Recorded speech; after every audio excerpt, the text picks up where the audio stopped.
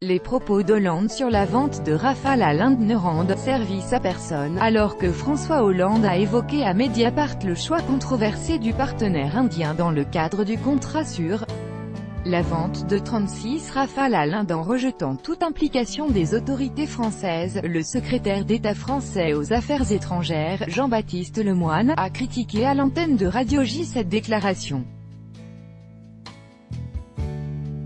Vendredi, François Hollande a donné à Mediapart des détails sur la vente de 36 avions de chasse Rafale à l'Inde en 2016 en rejetant toute implication des autorités françaises dans le choix de l'interlocuteur de l'avionneur français Dassault. Nous n'avions pas notre mot à dire à ce sujet. C'est le gouvernement indien qui a proposé ce groupe de services et Dassault qui a négocié avec Ambani.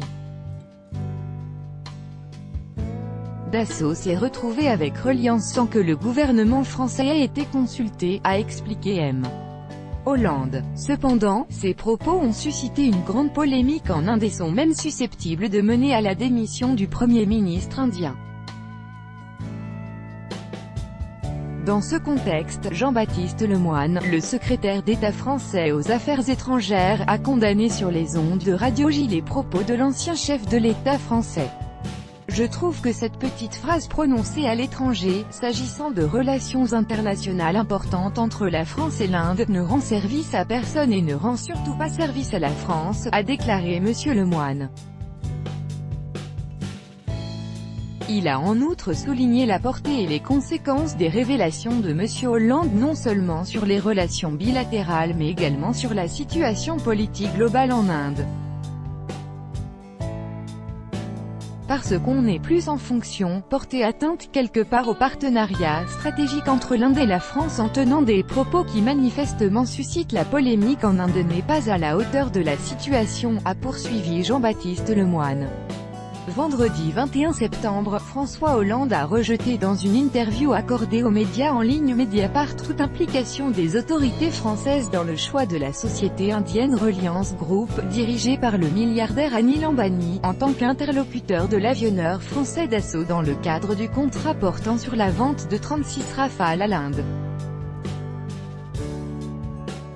L'ancien président français semble ainsi se défendre de tout possible conflit d'intérêts avec Reliance Group, qui a partiellement financé en 2016 un film de sa compagne Julie Gaillet.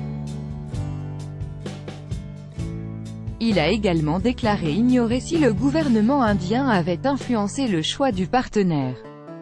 Dassault Aviation, qui après la finalisation de l'achat des Rafale a créé une co-entreprise avec Reliance Group en y investissant plus de 100 millions d'euros, a confirmé les déclarations de M. Hollande.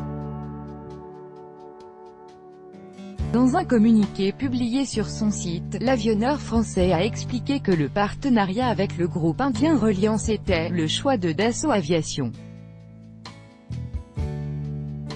Après la publication de l'interview de François Hollande, l'opposition indienne, qui réclame depuis des mois des explications sur le choix de Reliance au détriment d'Hindustan Aeronautics, la société aéronautique publique qui produit des avions depuis des décennies, pour l'essentiel sous licence russe, a appelé le Premier ministre du pays Narendra Modi à démissionner. Auparavant, des membres du Bharatiya Janata Party au pouvoir avaient qualifié le contrat sur l'achat des chasseurs de Dassault de plus grosse arnaque de l'histoire en matière de défense, en notant que le prix des avions avait doublé depuis la conclusion du contrat. Le gouvernement indien a approuvé en 2016 l'achat de 36 avions de chasse du constructeur français. Ce contrat, aboutissement de presque un an et demi de rudes négociations entre Paris et New Delhi, représentait la plus grosse commande à l'exportation pour les Rafales du constructeur Dassault.